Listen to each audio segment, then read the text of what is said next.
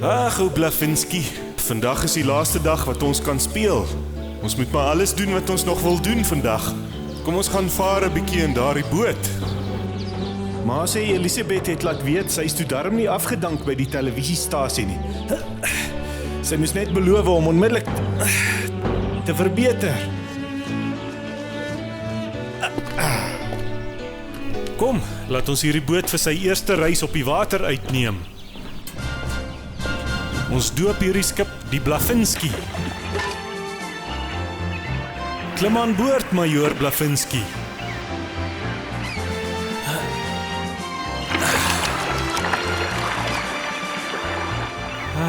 Dis lekker, né?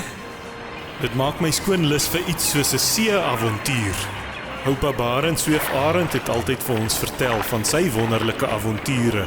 Hy het ook baie maal op die see uitgevaar en dan ontdek hy wonderlike wêrelde glo.